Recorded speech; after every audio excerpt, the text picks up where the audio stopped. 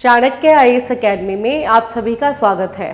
आज हम बात करेंगे ग्लोबल इनोवेशन इंडेक्स 2022 पे, जो हाल ही में जारी किया गया है। विश्व बौद्धिक संपदा संगठन ने ग्लोबल इनोवेशन इंडेक्स 2022 जारी किया है, जिसमें स्विट्जरलैंड लगातार 12वें वर्ष दुनिया की सबसे नई अर्थव्यवस्था के रूप में उभरा है। स्विट्जरलैंड लगातार 12वें वर्ष नवाचार में दुनिया में अग्रणी देश बना हुआ है। वर्ल्ड इंटेलेक्चुअल प्रॉपर्टी ऑर्गेनाइजेशन यानी कि विश्व बौद्धिक संपदा संगठन द्वारा जारी वर्ष 2022 के ग्लोबल इनोवेशन इंडेक्स में भारत 40वें स्थान पर पहुंच गया है। भारत का यह अब तक का सबसे अच्छा प्रदर्शन है। पिछले 7 वर्षों में भारत 41 स्थानों की लंबी छलांग लगाकर इस रैंक पे पहुंचा है। इस रैंकिंग में भारत 2021 में 46वें, 2015 में 81वें स्थान पर था। रैंकिंग में अमेरिका दूसरे और स्वीडन तीसरे स्थान पर है। स्विट्जरलैंड के नंबर 1 पर बने रहने के कारणों की अगर हम बात करें तो स्विट्जरलैंड देश लगातार नवाचार के क्षेत्र में अच्छे प्रयोग करता रहा है, जिसके कारण से वह पिछले 12 वर्षों से नंबर 1 बना हुआ है। स्विट्जरलैंड विश्व स्तर पर नवाचार आउटपुट में अग्रणी रहा है। साथ ही विशेष रूप से मूल सॉफ्टवेयर खर्च, उच्च तकनीक निर्माण में भी अव्वल है।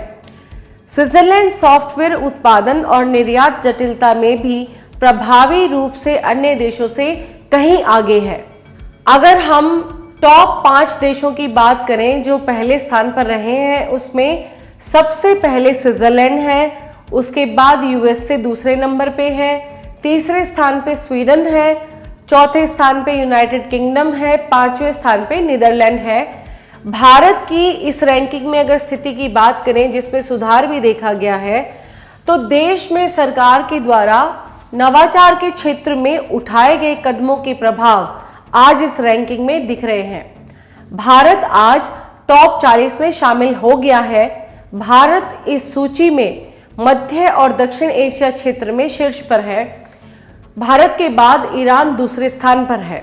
यह नीति आयोग के नवाचार प्रोग्राम, अटल इनोवेशन प्रोग्राम और भारत सरकार द्वारा संचालित अन्य प्रौद्योगिकी पहलों का परिणाम है।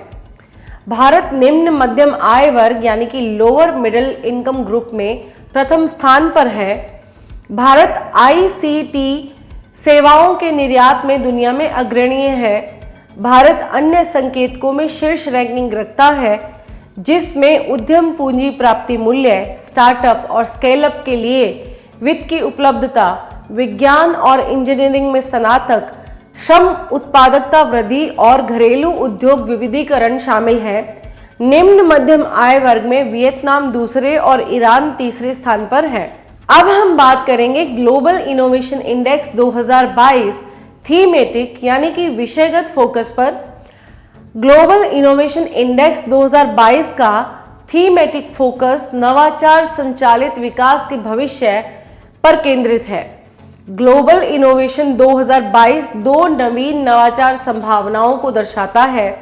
पहला, सुपर कंप्यूटिंग, आर्टिफिशियल इंटेलिजेंस और ऑटोमेशन एक डिजिटल युग है जो वैज्ञानिक अनुसंधान के सभी क्षेत्रों में पर्याप्त उत्पादकता प्रभाव डालने के कगार पे है। दूसरा, जैव प्रौद्योगिकी, नैनो प्रौद्योगिकी और अन्य विज्ञान में सफलताओं पर निर्मित एक गहन विज्ञान नवाचार वेव जो समाज के लिए महत्वपूर्ण 4 क्षेत्रों स्वास्थ्य, भोजन, पर्यावरण और गतिशीलता में नवाचारों में क्रांतिकारी बदलाव कर रही है। अब हम देखेंगे वर्ल्ड इंटेलेक्चुअल प्रॉपर्टी ऑर्गेनाइजेशन के बारे में।